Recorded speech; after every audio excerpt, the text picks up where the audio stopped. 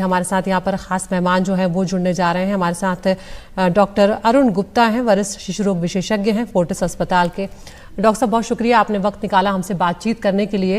Doctor साहब, ये जो निर्देश आए हैं ये थोड़ा सा डराते भी हैं, क्योंकि हम और आप जानते हैं कि जिस तरह का मौसम चल रहा है, बहुत सारे बच्चे हम और आप इस तरह के इन्फेक्शन से गुजर रहे हैं। तो ऐसे में ये जो इसके पीछे क्या वजह आप देख रहे हैं और क्या निर्देश ये दिए गए हैं, ये एक बार सरल भाषा में समझाएं।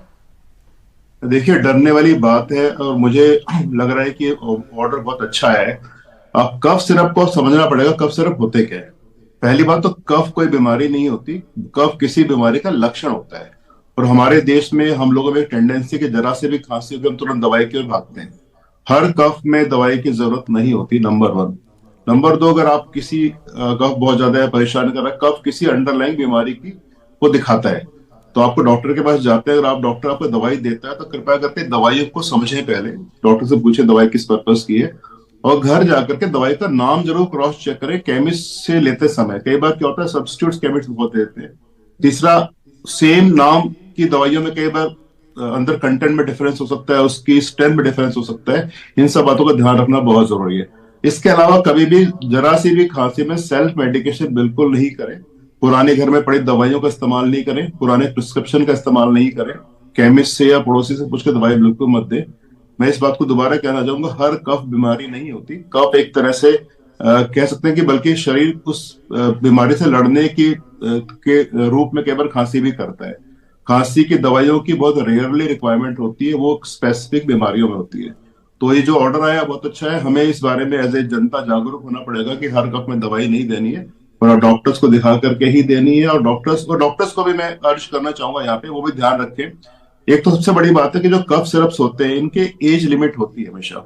ये रैंडमली आप किसी भी एज ग्रुप में कोई दवाई नहीं दे सकते। ज्यादातर कफ सिरप्स का एक मिनिमम एज होता है प्रिस्क्राइब करने की। कोई 1 साल से नीचे के लिए, ऊपर के लिए, कोई 2 साल से ऊपर के लिए, कोई 4 साल से ऊपर के लिए। पर एक बार आप किसी पेशेंट को दवाई देते तो नॉर्मली क्या होता है, वो पुरानी दवाई पड़ी है या किसी पड़ोसी की है या किसी बड़े या छोटे भाई की दवाई दे देते हैं, तो उसमें ध्यान रखना पड़ेगा। और अच्छी बात है क्योंकि ये एक तरह का ऑर्डर आया है। इस ऑर्डर से मुझे लगता है अवेयरनेस बढ़नी चाहिए और सरकार को देखना चाहिए जो क्वालिटी कंट्रोल है क्यों नहीं है। अगर मैं एज ए डॉक्टर दवाई को लिखता हूँ तो मैं मान के चलता हूँ जो मैं लिख रहा हूँ उसको पेशेंट को वही मिलेगी, उसी स्ट्रेंथ में मिलेगी और उसी क्वालिटी की मिलेगी। तो इस तरह की जो चीजें होती है, मुझे लग रहा है टिप ऑफ आइसबर्ग है। कई गुना इससे ज्यादा हानि हो रही है बच्चों को। तो एक ये ऑर्डर है, ये बहुत वेलकम है। हम चाहेंगे कि एज ए मेडिकल कम्युनिटी सरकार और विजिलेंट हो जाए और बाकी दवाइयों की भी जांच करें कि देश में दवाइयां जो बिक रही है उसमें क्वालिटी कंट्रोल।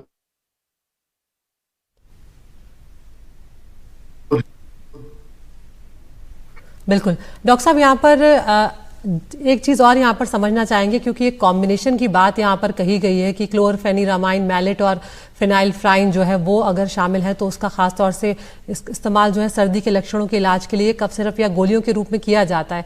तो ये जो इस वक्त गाइडलाइंस आई है, इसका मतलब क्या ये है कि 4 साल से कम उम्र के बच्चों को किसी भी तरह का कफ सिरप या कफ को ठीक करने के लिए जो दवाइयाँ हैं वो नहीं दी जानी है इस वक्त?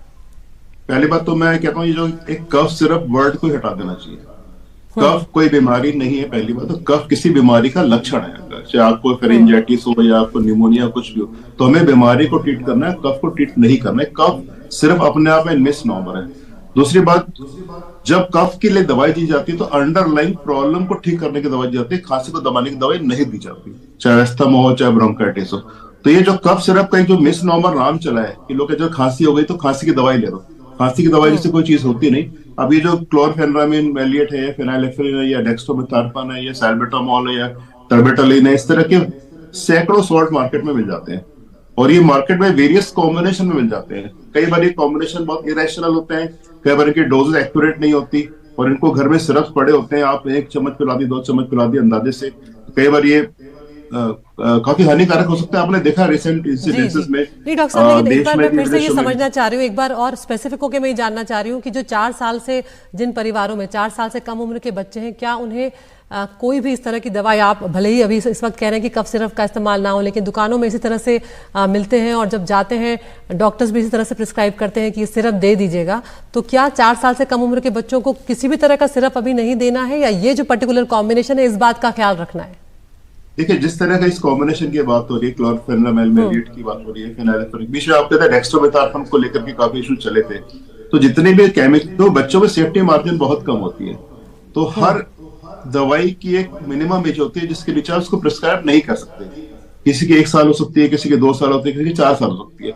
तो ना सिर्फ डॉक्टर्स को अवेयर होना है इस बारे में, प्रिस्क्राइब करते समय अच्छे से पढ़ना है किसी भी जी सॉर्ट को लिखने से पहले, बल्कि मरीजों को भी अवेयर होना है कि अगर मैं दवाई लेके गया हूँ डॉक्टर से, तो वो दवाई केमिस्ट वो दे रहा है कि दूसरी कोई तो नहीं दे रहा कई बार।